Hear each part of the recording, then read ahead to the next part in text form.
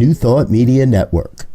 We are a global broadcast network of positive music, media, and entertainment, inspiring humanity's evolution along the journey of enlightenment and creating a world of love, peace, empowerment, and prosperity for all.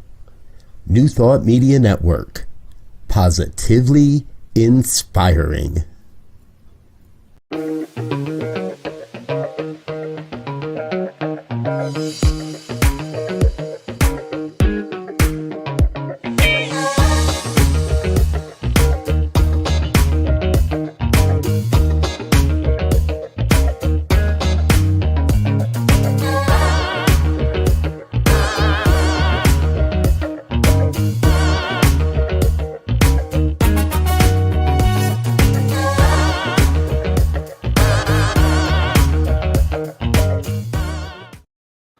And hello again, dear ones. Dr. Robert with you over here. This is New Thought Today on the New Thought Media Network. My dear brother and co-host Reverend Elzia Sekou is rushing towards a computer, and I imagine sweating just a little, but he is not on a computer just yet. We'll forgive him for that. So this is our first broadcast of the new year, 2024, and Reb Z and I specifically kept today open from any guests. We didn't schedule any guests for today because he and I wanted to have a conversation that we want you to be a part of. And it's a conversation he and I have been having for quite a while now. And so we'll play it by ear here for a minute or two, if see when and if he and how quickly and how soon he might show up. And join us here on that. So with that, please hit the like, share, and subscribe buttons. Let your friends and family know what we're doing here on New Thought Media Network. You know, it is an important, I believe, a very important work that we're doing, and we're going to talk about that today. So feel free to drop any comments you like, chat along, chime along, be with us in this conversation, and be with me, please, in prayer, knowing that our dear brother Elzia is going to make his way as appropriate, I guess. I guess the divine. Let's check the text messages, see if he's gotten back in touch yet. No, not quite yet. So he was on his way to an Airbnb, off visiting family this week, but really wanted to be a part of this conversation because, well, here's a little bit. We'll get embroiled in this and catch Z up when he shows up. For a while now on this program and in other places, we've been having a conversation around the future of New Thought. And if you watch this program, if you listen to this program on the podcast, or if you're in any way connected, you know we ask that question of all of our guests. What do they see as the future? What do they see? Where is New Thought growing? What is it growing into? What are we becoming? And I liken this to the visioning process. I think that I've been using visioning for going on 20 years now. And in that time, there is always the question, what are we becoming? And there is always a sense of mystery around what each of us individually, as well as the collective, the organizations, the groups that we play in, what are we becoming? And that concept implies a continual and inherent growth, and a continual growth that never ends. We just keep become a little more of this, become a little more of that, become over here, become over there. We're always becoming something. However, kind of parallel to that is a conversation that says, what is it going to take to become that? What is it going to take for New Thought organizations, for those that believe in the New Thought philosophy, those that are following and practicing the New Thought philosophy. What is it going to take for us to step into that sense of becoming? I think we've hit upon something. And that something is going to require us to deconstruct a bit. Now, we may be searching organizationally, individually, we may be searching for words here as we go, and I'll explain that. Because not long ago, you may have heard Elzia and I referring to a group of people getting together that were looking at the concept of what it means to decolonize New Thought. And as it would happen, in the midst of that conversation, even as it's just beginning, we're recognizing that that's not the best term. Decolonizing, it's not an appropriate term to use in this way, in this manner. It doesn't necessarily mean what many of us who are indoctrinated to a different way of thinking, it doesn't mean the same as what many of us think it means. And so the conversation has morphed, and it's renamed itself, if you will, as the deconstruction of the New Thought construct. And I want to break that down a little bit, because the construct, well, it's just that. It's something we've come to believe because of strength or longevity, or it has remained, it looks the same, it acts the same, it remains the same as it has for quite some time. And New Thought has its own construct. Each of the different organizations out there have their own construct. So, and this isn't wrong, this is normal. But if we're going to step into a new evolutionary future, one that I believe can best be described by spiral dynamics, and that we are creating spiritual community from a second tier perspective now, from a second tier life. For those familiar with the V memes, we're talking yellow here. If we're creating spiritual community and shared experience from an integral perspective, or a spiral dynamics perspective of second tier, then we are in that place where we have to transcend and include all that's come before us. But I think that the missing piece we have long looked for is, how do we deconstruct a belief system that no longer serves? In some ways, to support people moving from a first tier consciousness to the second tier, we're going to have to deconstruct some of the old constructs. Now, I don't believe it invalidates. And perhaps this is really semantics, as we take apart and really look at what it took to build the house that we currently live in. Recently saw a video of some guys doing a remodel on an old house, very old house.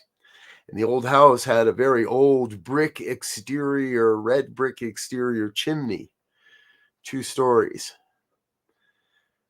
And rather than go in and take the chimney apart brick by brick, or section by section, one of the guys crawled up on the roof and climbed up on the roof and crawled out to the edge and started shaking the chimney.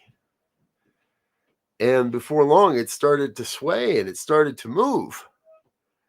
And so he was able to get a little more motion behind the movement. And before long, he was able to push over the chimney. Saved themselves a lot of work. However, to me, that's a very first tier perspective on how we go about all this. We don't want to just throw everything away. So to transcend and include means that we take apart the chimney brick by brick and we look at it. And perhaps we clean it up a little bit.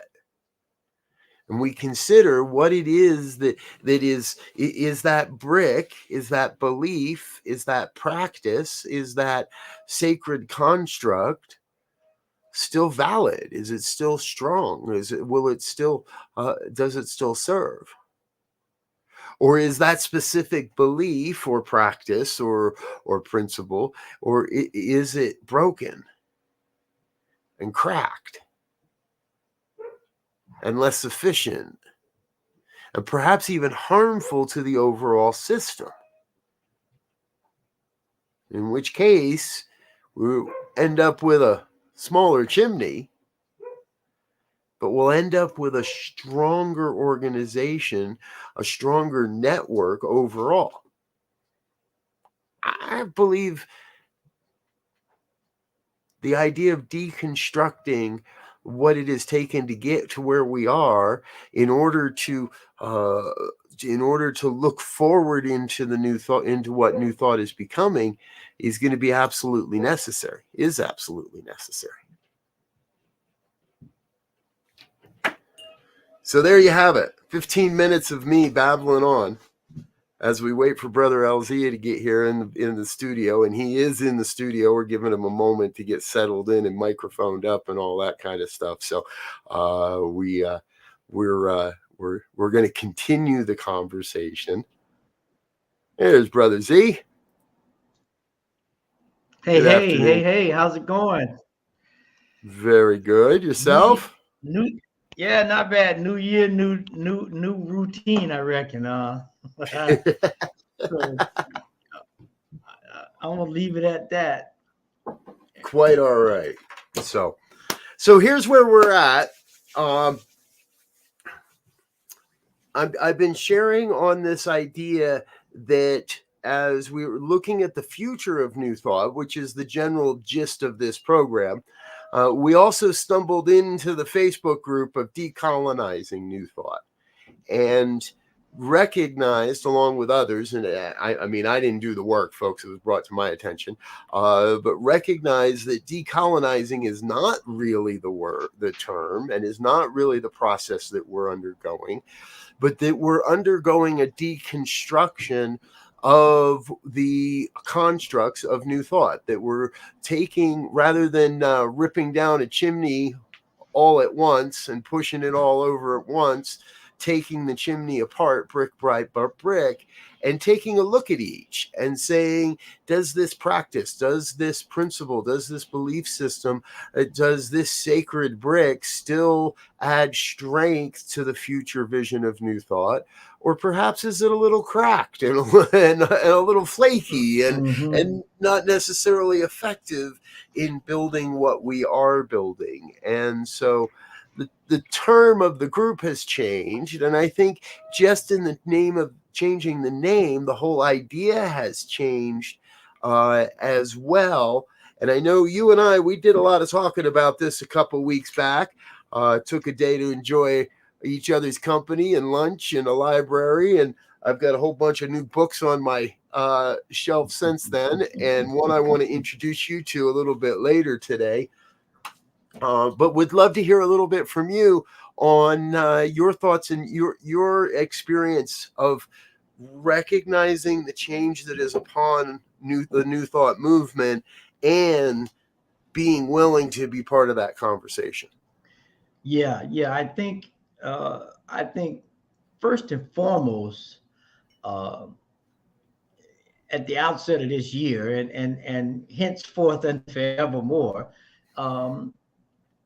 we have to be clear about the intentions of what we want this to be. Because without that intention, we'll be like a sailboat in the ocean without a rudder. We'll just be going back and forth. So we need to be real clear intentionally about where we want to go. And then I think that intention needs to include this idea of, you know, the idea that comes into my mind is the $6 million man. And I heard they got one of those new version of that coming out. They had this series back called The $6 Million Man, where they had this Steve Austin was an astronaut and he got in an accident and they rebuild him using technology. But that's just a metaphor. Technology is not the thing. But the point is, we have everything we need, including the technology, to create a philosophy and a way of life that allows everybody and everything to thrive. But we have to reconfigure it. It needs to be reconfigured now. And some of the cliches that we normally use and some of the patent ideas and phraseology and affirmations have to be relooked at, retooled, and repositioned, I think, in a different way as a capsulation of what I'm thinking. And then you get down to the details of, hey, we say we're a community, but we're not communal. So if we're going to be a community, that means we have to be communal. That means we have to get together. We have to do things together. We have to hash out issues. We have to be authentically transparent when necessary, because everything shouldn't be transparent, right? Everything ain't for everybody. So we have to be real clear, I think, about those kinds of things so that we can begin to move and communicate in a way that allows us to be, have a little more pressure when we need a little more pressure, and then lighten up on the pressure when we don't need it. If that makes sense. Absolutely. As you were sharing, it struck me that I don't remember prior to the creation of Centers for Spiritual Living. So back when there was still the United Centers for Spiritual Living and the International Centers for Spiritual Living, back when there were still two organizations, I can't say I remember a specific mission, if you will, even a specific intention. Right. If you ask back then, I think you got a lot of, my intention is to grow my church and reach more people encapsulated. Now, it might still be that for a lot of people. However, when those two organizations got together and unified, which is just a little over 10 years ago now, coming up on almost actually on 12 years now. When that happened, that's where we brought forward the concept of creating a world that works for everyone. So, and I've been one to be critical and voice a perspective that perhaps that hasn't been happening. However, in light of what you're saying, my head's going, or is it? Are we actually making headway by this process of letting go of some of what no longer serves and having at least a cleaner idea of what our intention is? There's no question that if you ask people in the CSL movement, now I'm going to distinguish CSL from New Thought just a little bit here for a moment, right, folks? If you ask people in the CSL organization, there is definitely much more clarity that the intention is to create a world that works for everyone. So perhaps it really is working, even if it's appearing not to work sometimes. Well, I mean, it's always some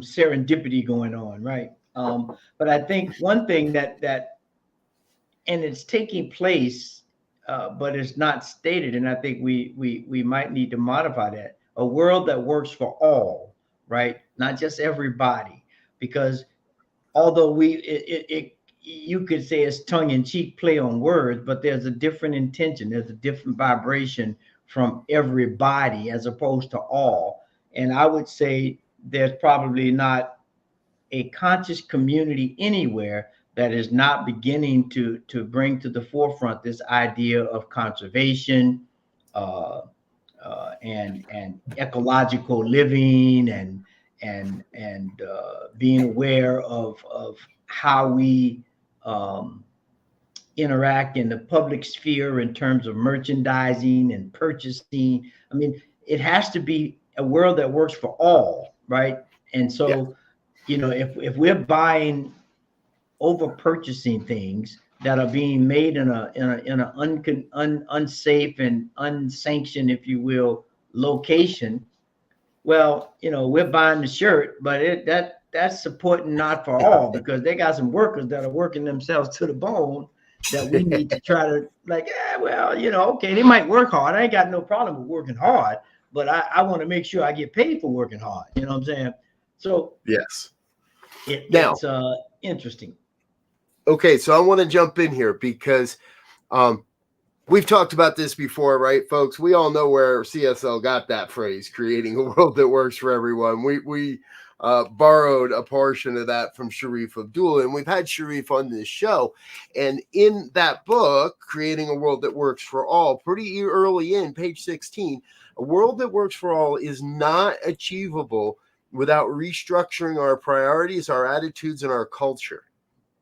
We cannot tinker with this. The change must be fundamental, an evolutionary shift towards spiritual compassion and corresponding shifts in our actions. In short, a transformation of head, heart, and hand. We must work on ourselves first and then be prepared to do the work on our culture and institutions. And I think there are more than enough people in New Thought that have done the work on ourselves already. Yes. And it is by far the time to do this work in the culture and our institutions. Yes. Yes. And those things go hand in hand, I would suggest, because the institution is a offshoot of the culture, and the culture is a foundation for the institution, right? I mean, we talk about institutional slavery. Well, that institutional slavery came from a culture of slavery, of how people were treated and how people were looked at and viewed. And as a result of that, all the institutions that came after that foundation of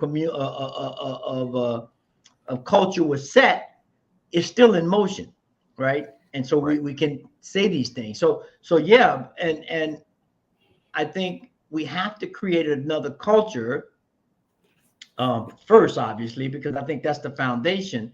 And that means dismantling some of these ideas. And I mean, oftentimes I hear, if I say something about New Thought, the first thing or the second thing I hear people say is, oh, you know, one of them prosperity things. One of those affirmation things. One of those always positive things. Yeah, right.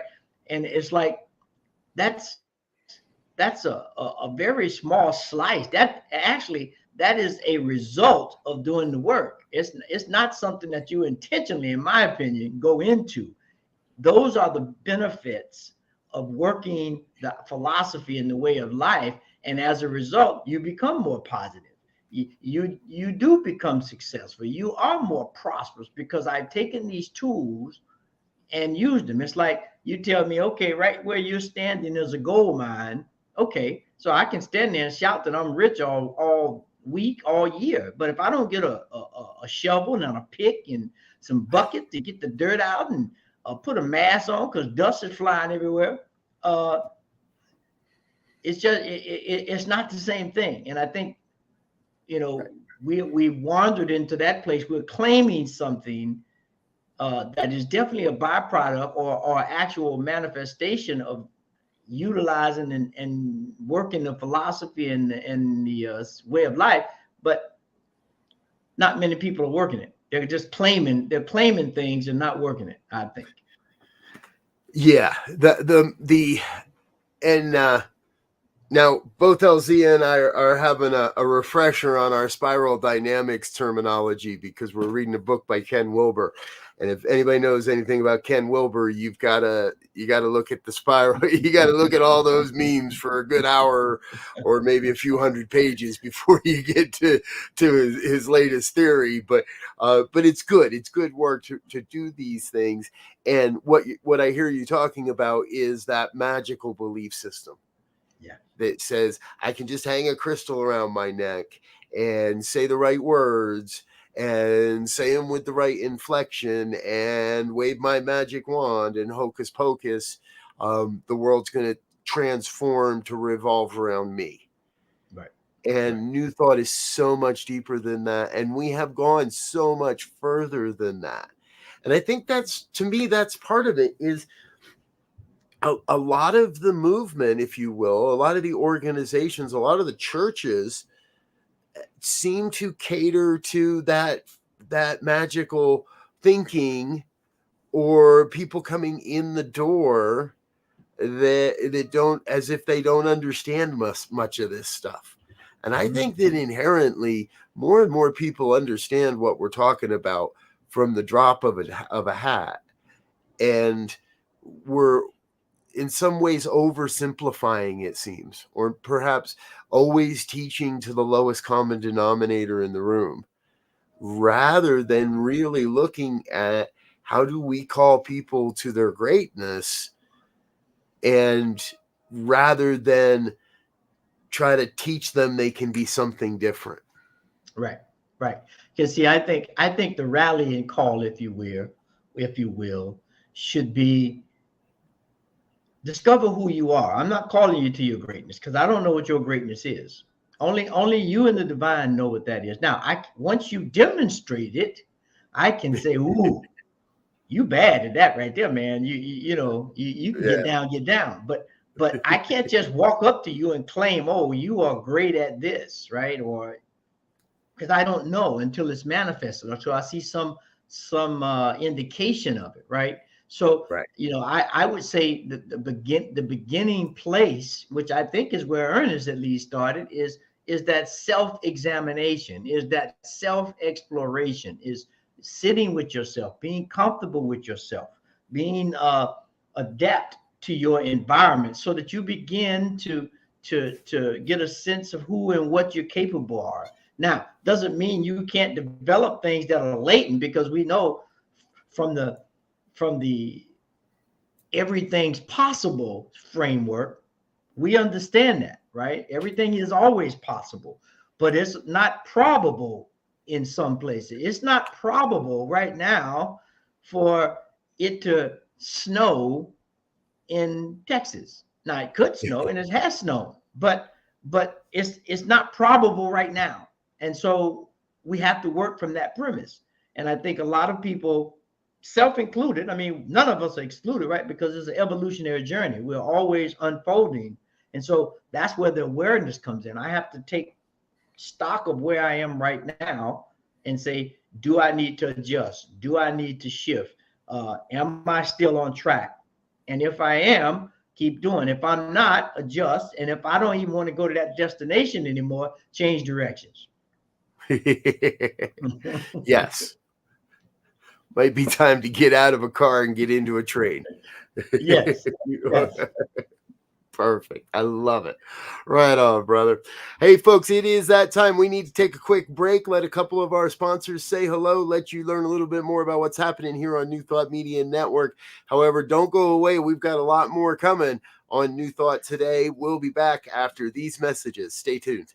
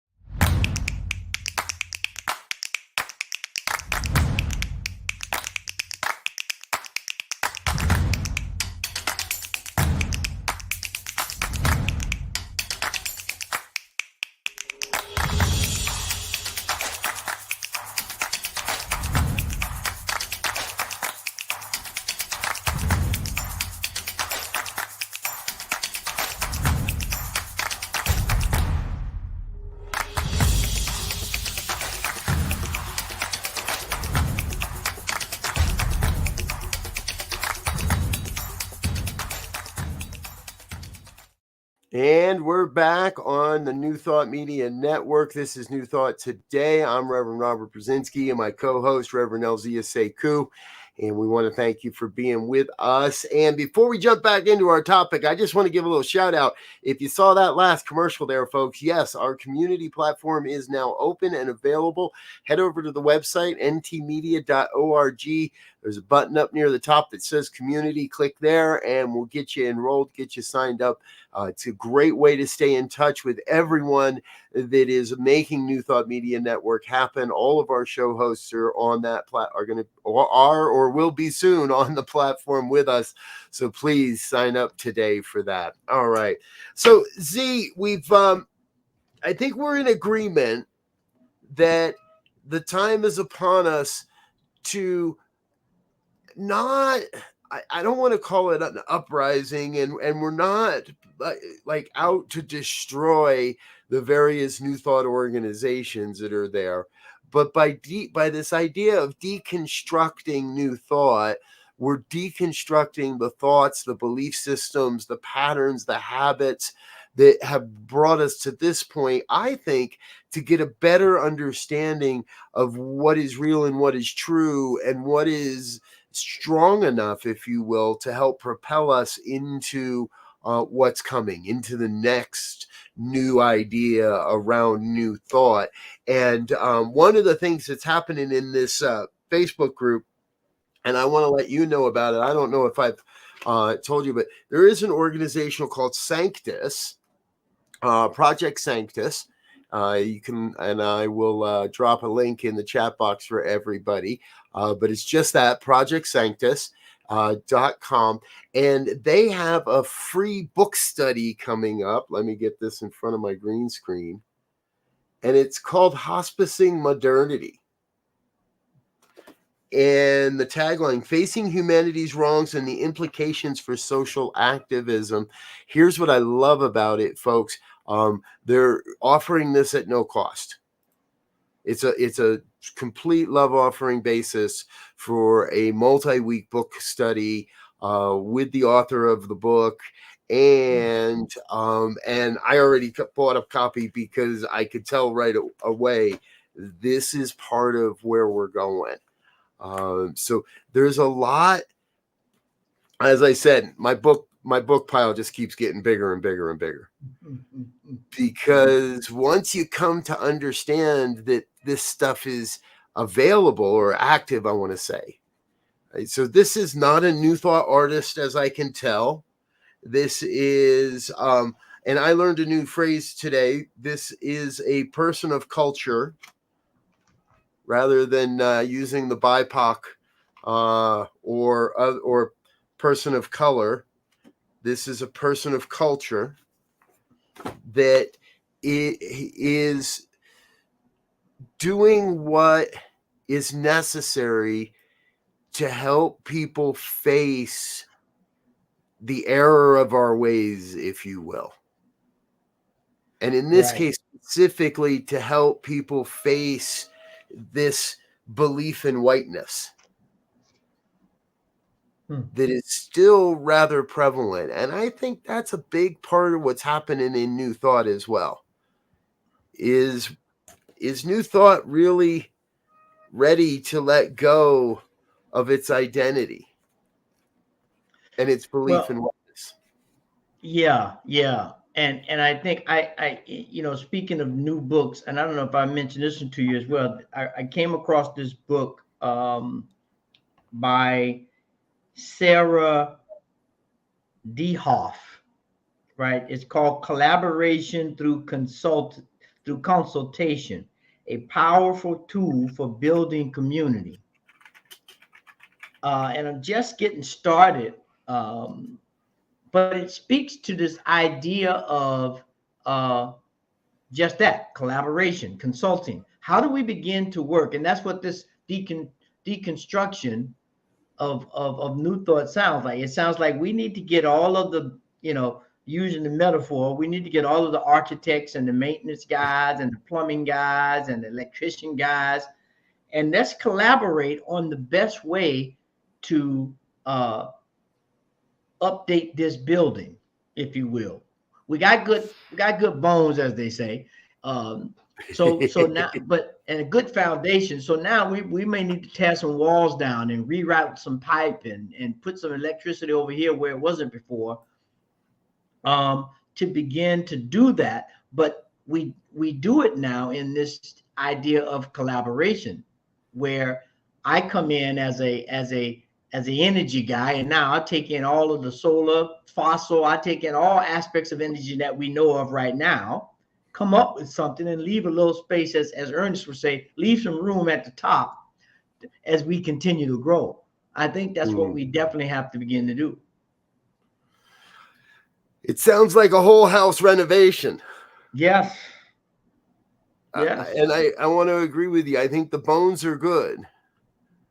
And we need a new air conditioning system, and we need a new heating system, and we need a new communication system, and we need a new systems, it would seem, across the entire movement. Yeah. And I think either implicitly or explicitly, everybody knows that, right? But I think the challenge, as always, with everything, no matter what system you follow or profess to be a part of, change is uncomfortable. It is uncomfortable, yes. Yeah. And it scares people when you say change is coming. Right. And especially if you are in a position of power or authority or whatever, and somehow allow self to be identified with that. And now if that changes, I might not be who I think I am anymore, or whatever, right? And so now we got another issue going on. In addition to the fear of the unknown, I also have this fear of who will I be if I get deconstructed as well.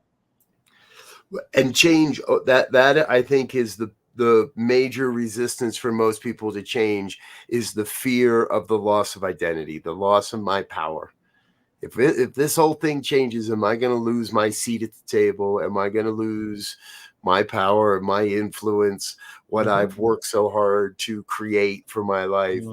And really, which is kind of crazy, because we teach a philosophy that reminds us that we're always being moved into the perfect place for the perfect reason. We're always, whether we can see it or not, if we're in alignment, if we're coming into alignment, even if we're not, don't think we're in alignment, we're coming into the perfect experience to support this vision of creating a world that works for all life. Yeah. And see that, in my mind, that clarity becomes easier or more acceptable when we can relax, when we know who we are and we can relax into that, right? Because now as opposed to trying to identify who I am so much, I can begin to pay attention to the signs, right? It's like, I got a GPS, but I'm so, it's telling me where to go, but I'm so busy looking at the side streets or trying to say, well, why didn't we go that way or whatever? And I lose sight of where I am or who I am. And so once we can really, that's why that self-work that has to be done by self. Now, there are teachers and coaches and all kinds of things that can point you to the way. But once that is identified, now I can come into the conversation and begin to be comfortable with, all right, I may have to change a little bit, or I may have to do whatever. And it becomes clear as I move down and I see the signs. Oh, I want to be the best I can be. Well, I start eating better and I feel better. Oh, I feel better. I've been sleeping 4 hours a night. Now I'm sleeping 7 hours a night. Whoa, I feel a little better. I got a little more energy. So the signs begin to appear as they should. It's like, if you plant a tomato, it's pretty soon, if you water the tomato plant, gonna come up. You just got to watch the sign. Did the soil get too dry? Is it in the right place for sun? Did I take the weeds out? Same thing with us. We're no different. We've forgotten that in our intelligence, we are still at our base level animals. And there are certain animalistic tendencies and idiosyncrasies and insecurities that we will always deal with, no matter how advanced we get in our brain work. Mm. So even the second tier can't save us from that.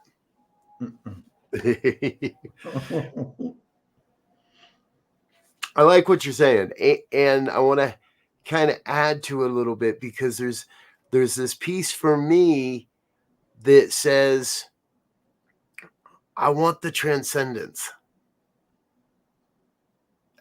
I want to see the transcendence in our culture. I want to see the transcendence in our society.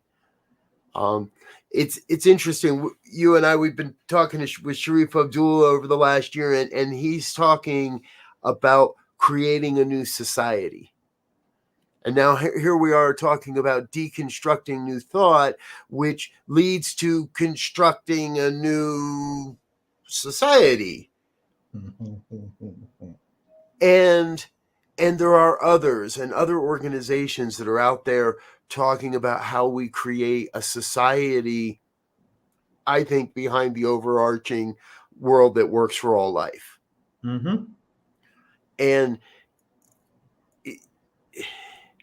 And I want the transformation so that it doesn't have to be messy. There's enough messiness. We could talk for an hour about the messiness that we can see in the world right now. And I often reflect and think that messiness is simply due to the fact that people haven't been introduced to the vision of what a second tier society might look like. Yeah. And I think part of it as well is we have to have that intention, right? We have to set that intention to do that, because that means I will, on things I don't yield on now, I'll begin to yield on them. Now, it may take me a minute to yield, but I will begin, if I'm committed to the intention and the idea. We were talking earlier about what people still want people to come to the center and whatever. That idea, that ship has sailed, and no matter how much we want that, it ain't happening. Now, that means not that it won't, but it has to be reconstructed as well. What the idea of going to a religious service or a spiritual service even has to be elevated from someone come and sit, we talk, you sing, we cheer, we go home. The environment is not supporting that anymore. So as AI gets better and better, really going to be some challenges, I believe, because we almost see it now, but the interactiveness of knowledge is going to be like, universal consciousness. I can go tap into universal consciousness, and now I have all this. The question then becomes, what am I going to do with it? Just to have it is not good enough. Yep. I could go to ChatGPT right now, tell it to write me a 45-minute speech around any concept, take that text, take that transcript, drop it into an AI vocal model, create a voice, and have that voice read that 45-minute ChatGPT piece and put it and lip sync it to a animated character, and probably get the whole thing done in an hour, and slap Abraham Lincoln's name on it at the end. And put it out on the internet, and nobody would know that it wasn't, quote, original thought. Right. And so with that being said, the test of the metal is going to be, there's always been the phrase that there's nothing new under the sun, right? Just a reframing or rehashing or reconstructing, if you will. So basically what we're saying is the reconstruction is not on the thought, I believe. The reconstruction is on the doing, on the action. You know, if people used to always say, I'm a human being, not a human doing. Well, we done been long enough.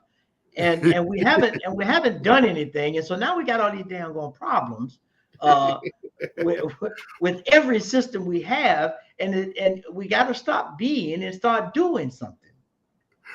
We left the doing to the people that are the greediest and the most narcissistic. And yeah, I'm with you. So, and I think, right, you're hitting on something incredibly important right here. I recently saw a headline. I didn't read the article. Has AI ruined the internet? Does this proliferation of AI point to the death of the internet? Because it's real close. I don't know what to believe anymore. We've said it for a number of years now that we're living in a post-truth world where it is incredibly difficult to know what is the truth and what is something that we're being fed. And could AI lead to the end of the internet? And so much of society has gotten so ingrained with the internet. What happens if the internet dies? We got to go back to talking to people face to face and stuff. Right. Like, we got to go back to getting together on Sundays and having coffee and actually discussing these ideas. And God forbid, pick up a pen and write them down. And so perhaps AI is ushering in a new era of human culture as well. Well, yeah, and I agree with that, because one thing when you were saying that, I thought about it. I was about to jump out my seat. You know, it opens up in a lot of ways a new educational university study research model. I'll throw a bunch of stuff in there because I don't know what to call it. But that means I can remember when I was in school, when I was back in college, when we had to write a paper, right? The teacher would give us in one class anyway, the teacher would give us a scenario, and then we would go in the library, believe that or not, and have several books open to point to contrast, and we would have to do the research and be so that it was I could point to a source other than I got it off the internet or I got it from ChatGPT. Yes, I got that from David Thoreau. Here's the page, book, boom, and I've kind of worked through that, and then I can begin to assimilate into that idea my own experiences that I see parallel. And so now when I come to the table for this collaboration, if you will, of creating this new world, I'm bringing some presented material. I'm bringing in some research material. I'm bringing my own personal experience or my observation of someone who experienced it. Yep. And now when we begin to reconstruct the deconstructed system, we can do it with a little more intentionality, a little more wider view, and have it being created on this idea that it, as much as possible, it has to work for everything, all things. So I got to take the climate, I got to take the ecology, I got to take the children, I got to take the seniors, I got to take the work environment, on and on and on. Right. Now, you got to we don't want to get analysis paralysis, but we have to be, we have to think like a doctor. A doctor goes in to do a surgery. The first thing they tell you, all right, next 24 hours, don't eat, right? Because I don't want anything else going on in your system that could complicate or give me false signals about what's going on. So we have to step back from the table a little bit. And those kinds of things we have to begin to work through. Yeah. Yeah, definitely. It's, it really is a deconstruction. Yeah. And what I hear you talking about is part of the reason why this group moved away from the term decolonize, because the point that was brought forward was that you can't decolonize if you're still standing on stolen ground. So the only people that can actually decolonize anything here in North America are indigenous people. And those people really can only decolonize through violence and things we don't want to experience. Right, so right. when that idea, so the idea it kind of points to a fact that, and we weren't the first ones to do it, right? This group of New Thought ministers wasn't the first. We're picking up on terminology that's been floated for a little while now, at least. But it took a very astute person to say, you guys aren't doing it right. You got to look at it from this perspective, and you're not. And if you look at it from this perspective, you will clearly see how inappropriate the use of that term is. So let's go back to the drawing board and find a term that works for everybody. Right. And if we find a perspective where it doesn't work, rather than defend our perspective that we're going to make it work, damn it, we've got to be willing to say, okay, throw it all away. Tear that wall down, get rid of that flooring. We're going back to the basics here, and we still got good bones, but the drapes got to go, baby. Yeah. And the thing, that popped in while you were talking about the decolonization, from my understanding and little research, I haven't researched it a lot, but the idea of decolonization or colonizing, because Africa is the most colonized place in the world. Everybody was in there. The French, the Dutch, the Swedes, everybody came in there trying to claim land, right?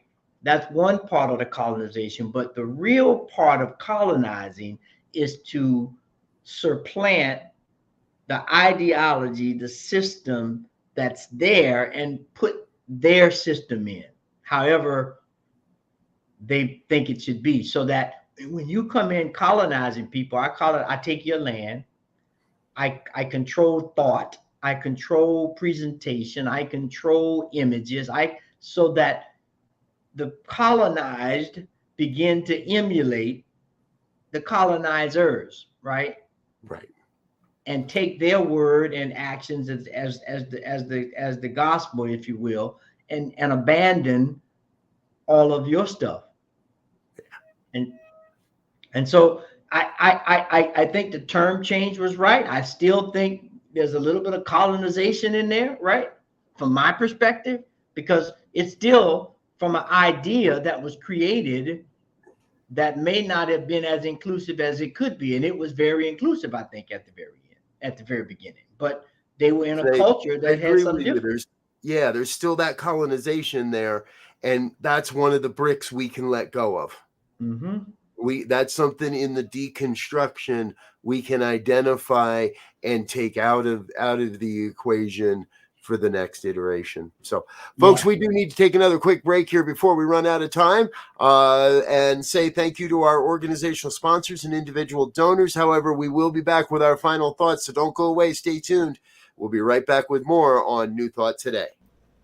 Please help us say thank you to our organizational sponsors, including the Hepperlin Foundation, Affiliated New Thought Network, International New Thought Alliance, Science of Mind Archives and Library Foundation, Center for Spiritual Living Denver, Center for Spiritual Living Midtown, New Thought Philadelphia, Planned Happiness Institute, Summit Center for Spiritual Living, One Heart Retreats, Center for Spiritual Living on the Lake, Unity Spiritual Center, Kitchener, Om Center for Spiritual Living, La Mesa, Satya Center, Center for Spiritual Living, North Jersey, Unity of Savannah, and Center for Spiritual Living, Seattle, as well as all of our individual donors.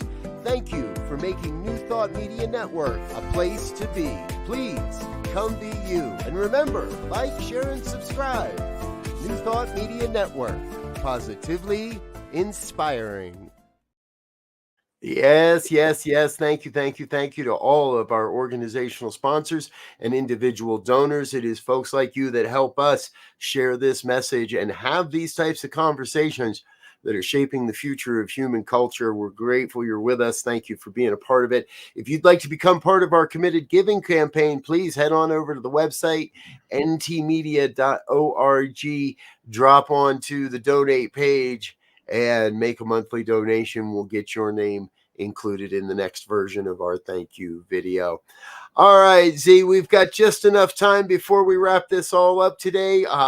Thank you for working so diligently to be here with us, even if it was a little behind schedule. But let's get into some final thoughts. What are your final thoughts on our conversation today? Yeah, I think for me, and of course we got a new year starting, so we got to go there, right? I think one of the things that I want to accomplish this year is to really take another deep dive into who the heck am I, right? Mm-hmm. What are my gifts and talents, and how do I bring those to the world? Not just talking about them, not just pointing to some paper I got from somebody, but how am I actually doing that? So that when I say that, you say, yeah, that's pretty much right there. I can verify. And then begin to look at how do we build community? How do we have this consultation, if you will, this think tank, however we want to term it, to begin that process? Beautiful. Thank you. Thank you. Thank you. Yes. You used my my buzzword of the year, think tank. And for me, it's a think tank, but it's also an action network.